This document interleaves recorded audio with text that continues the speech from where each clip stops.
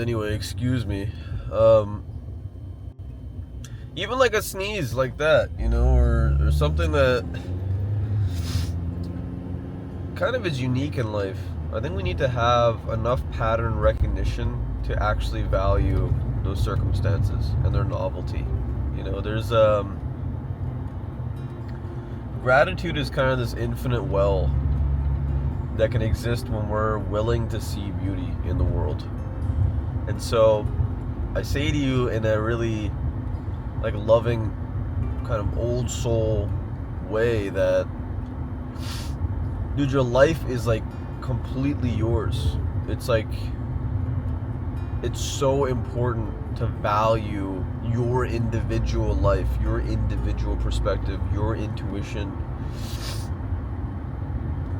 because that's kind of the lens. That's like that's the window through which your soul is observing the world. And the more beautiful or the more clear or the larger the window is, the more that we're going to get out of what we see moment to moment. So this video is a way to convey to you to build that frame, to fit it to your specifications of how you want to see life, and it will make it a lot easier to get into circumstances where we can dwell and we actually feel good about dwelling. Like, the opportunity cost isn't too great.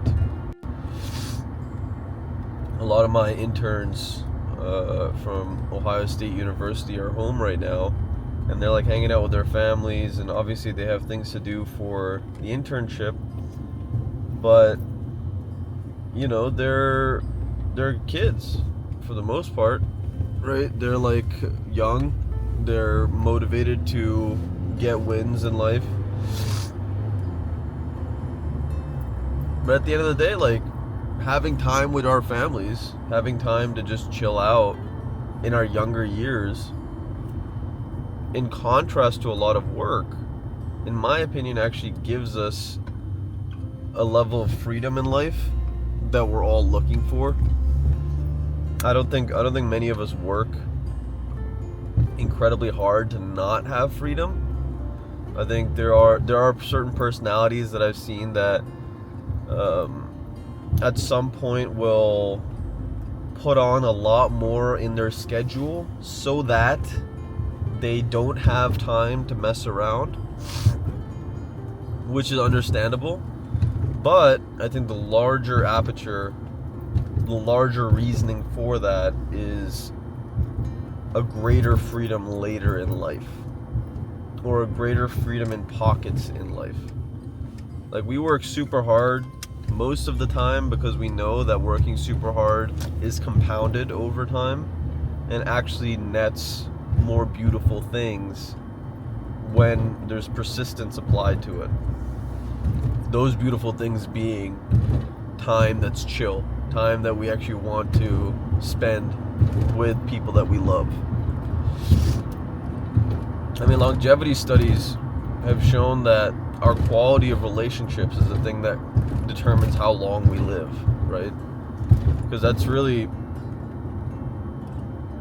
at the end of the day, how we feel, how people make us feel, our stress levels, the amount of inflammation we have in our bodies, the amount of disease that we have in our bodies, right? All comes down to, in some ways, our emotional wellness.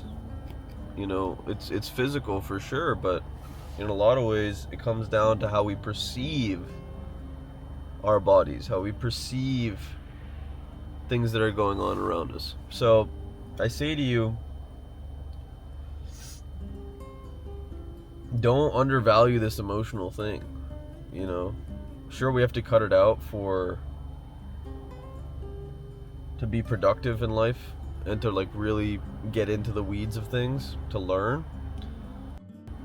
But for the most part, it should be the very reason that you're doing all this stuff.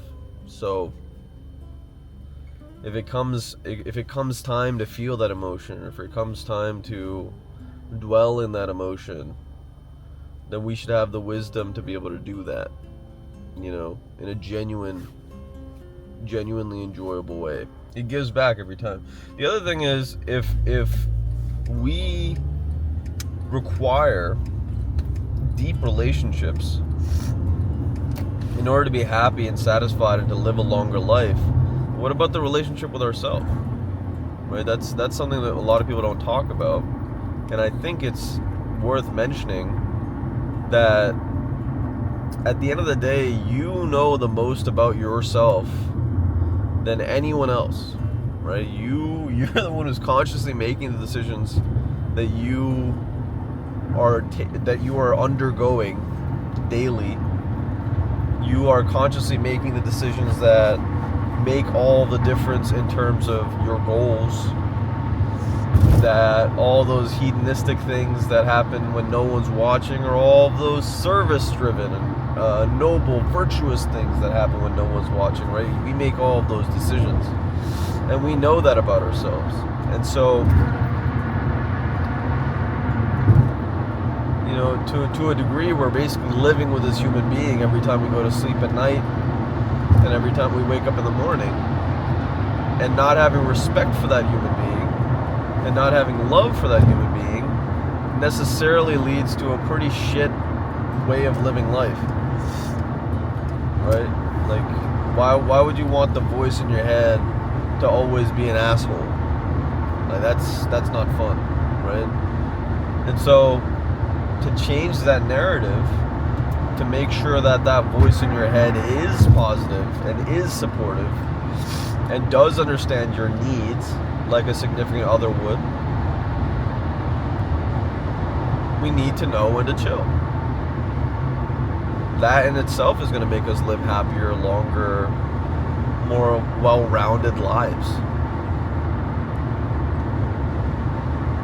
So there's definitely some things to think about as the new year kicks in and people get back to work, and the entrepreneurs, the young leaders watching these videos, smash that thumbs up button. It's important. It's important for all of us to get into a mindset of actually loving ourselves. Because we can't love anyone else if we can't do that. So, actualize your potential catalyst. This world needs you. Take care of yourself.